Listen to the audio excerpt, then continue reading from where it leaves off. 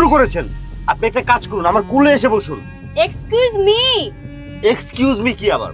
আপনি কখন থেকে আমাকে টাচ করে যাচ্ছেন বারবার? তার থেকে ভালো তো আমার কোলে এসে বসুন।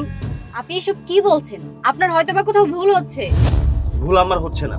আপনি কখন থেকে আমাকে ব্যাট টাচ করে যাচ্ছেন? কখনো হাতে, কখনো থায়ে, আবার কখনো পায়ে। এভাবে বারবার ব্যাট টাচ করেই যাচ্ছেন আমাকে আপনি। এই চুপ থাক, তা না হলে না গণপিটানি খাওয়াবো, বুঝতে পেরেছিস? আরে আপনি এইভাবে কিভাবে আমাকে গণপিটানি খাওয়ান? আপনি কি আমাকে এরাগেরা পেয়েছেন নাকি? দেখছেন ভাইয়ারা, এই ছেলেটা না আমার সাথে বেয়াদবি করছে। এই অটো থামান তো। আচ্ছা, এই তোর মতো ছেলের জন্য পুরুষ লোকদের বদনাম হয়। এই নিচে নাম, নিচে নাম। আমি কেন নিচে নামবো?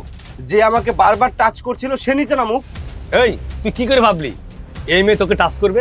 তুই কি বাংলার সিনেমার শাকিব খান নাকি? হ্যাঁ দেখুন, এই সব আমি জানি না, কিন্তু এই মেয়েটা বারবার আমাকে ব্যাট টাচ করে যাচ্ছে। কতক্ষণ যাবত তুই মিথ্যে কথা বলেই যাচ্ছিস? তুই এভাবে মানবি না, তাই না? ঠিক আছে, দাঁড়া, আমি পুলিশকে ফোন করছি। ও আচ্ছা, পুলিশকে কল করবেন? দিটু, ফোনটা দে তো।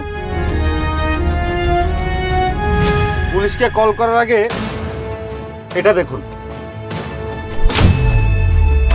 আঙ্কেল, আপনিও দেখুন। ধর। আঙ্কেল দেখেন, ভিডিও আমি সবকিছুই করেছি। আমার ভাইকে কিভাবে ব্যাট টাচ করতেছিল, আমার ভাইকে কি কি করেছে না করেছে, সম্পূর্ণ ভিডিও আমি করেছি। এবার আপনি বলেন, আমার ভাইয়ের দোষ নাকি এই মেয়েটার দোষ? মেয়েটা ইচ্ছে করে এইসব করছিল, যে এখানে আমার ভাই সাড়া না দেওয়ার কারণে আজকে এমন করছে। সরি বাবা। ম্যাডাম, আপনি তো এই ছেলেটাকে টাচ করছেন, বেয়াদবি করছেন, আর আপনি বলছেন যে পুলিশকে ফোন দিব। আপনি কি মিথ্যা বলে এই ছেলেটিকে ফাঁসাতে চান?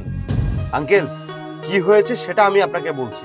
এই মেয়েটা মেট্রো থেকে আমাকে ফলো করছে, আমাকে ফলো করে এই পর্যন্ত এসেছে। তারপর আমি অটোতে উঠেছি, আমার অটোতে উঠেছে। এই মেয়েটা বারবার আমাকে পটানোর চেষ্টা করছিল, কিন্তু আমি যখন রিজেক্ট করে দিয়েছি, মেয়েটা হিংসায় জ্বলে পড়ে মরছিল। মেয়েটা চিন্তা করছিল যে আমি এত সুন্দরী একটা মেয়ে আমাকে কিভাবে রিজেক্ট করে। তারপর থেকে আমাকে ব্যাট টাচ করে যাচ্ছিল, আর আমাকে গণপিটানি খাওয়াবে বলে এই নাটকটা করেছে। এই বিষয়টা আমি আগেই বুঝতে পেরেছিলাম, তাই আমি আমার ভাইকে বলেছিলাম সম্পূর্ণ বিষয়টা যেন ভিডিও করে রাখে।